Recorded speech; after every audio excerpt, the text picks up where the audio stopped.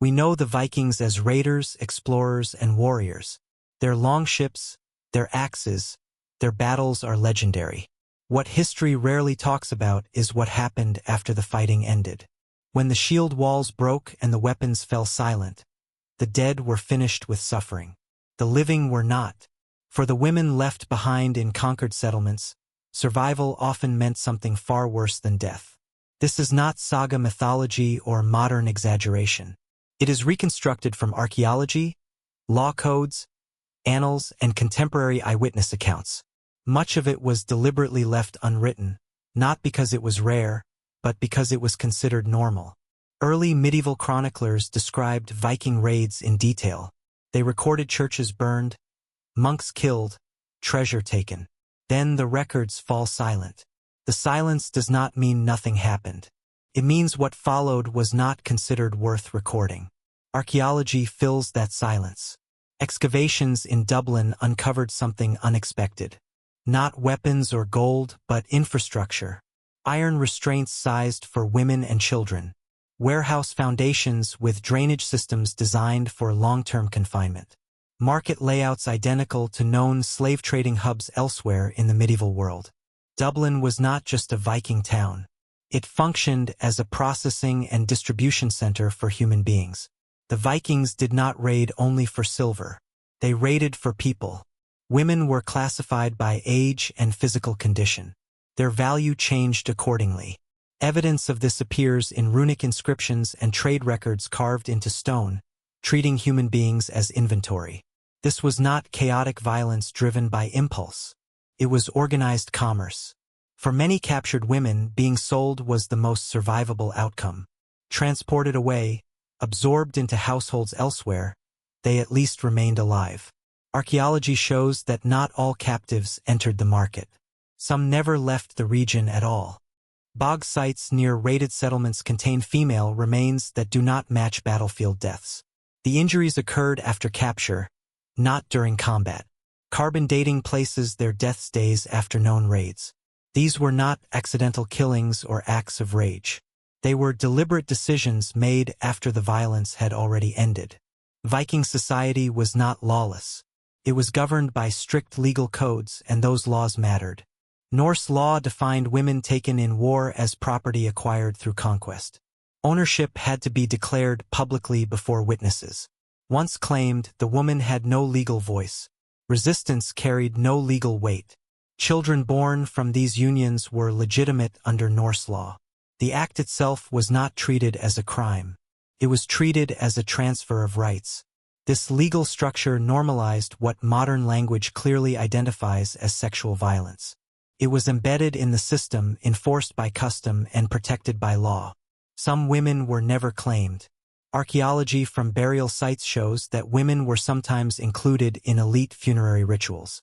Eyewitness accounts describe human sacrifice during warrior cremations. Skeletal remains found alongside high-status burials confirm the practice. Female skeletons show signs of deliberate killing at the time of burial. These acts were not hidden. They were ceremonial. The remains of children tell another story. Refuse pits at Viking winter camps contain infant bones in numbers far beyond natural mortality. The trauma patterns show deliberate killing. These children were born from forced unions. Under Norse law, a child's status followed the mother. If she was enslaved, so was the child. If the child could not be economically justified, the law permitted elimination. This was not emotional violence. It was procedure. The scale of the system becomes clear when trade routes are examined. Viking slave networks extended far beyond Britain and Ireland. Arabic sources describe northern traders delivering captives to eastern markets through river systems that connected Scandinavia to the Islamic world. Shipping records list people alongside furs and amber. The trade was scheduled, organized, and profitable. When Viking military power began to collapse, something unexpected appears in the archaeological record. Mass graves, but not of enemies, of Viking women. At sites associated with defeated Norse settlements, remains show systematic killing of local women during periods of retreat and loss. Isotope analysis confirms they were not captives. They were members of the Viking communities themselves. The methods used match those inflicted on enslaved women elsewhere. The implication is unavoidable. Viking societies understood exactly what happened to captured women because they had inflicted it on others. When defeat came, they chose death for their own women rather than allow them to be captured. When Christian kingdoms replaced Viking rule, the system did not disappear. It was renamed. Slave markets became servant holdings.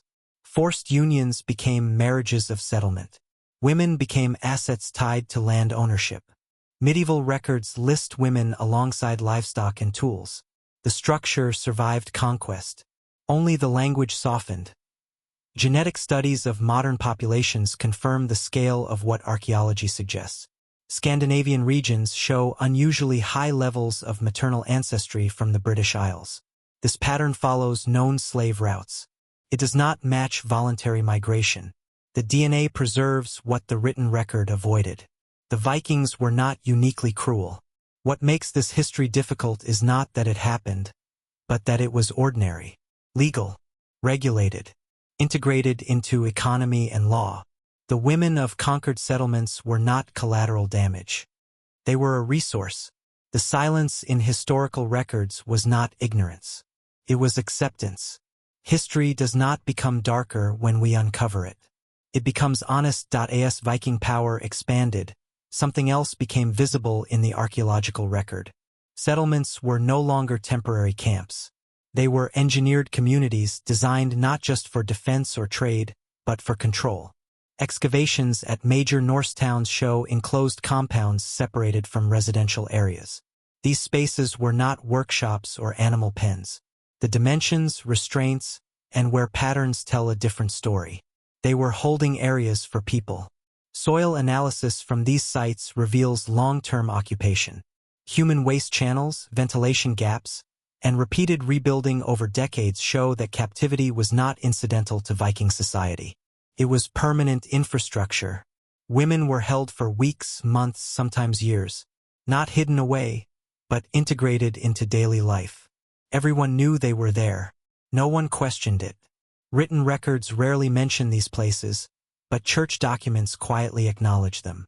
Baptismal records list children of unknown parentage appearing in large numbers near Viking settlements. Mortality rates were extreme. Most of these children did not survive early childhood. The records do not ask why. They simply record outcomes.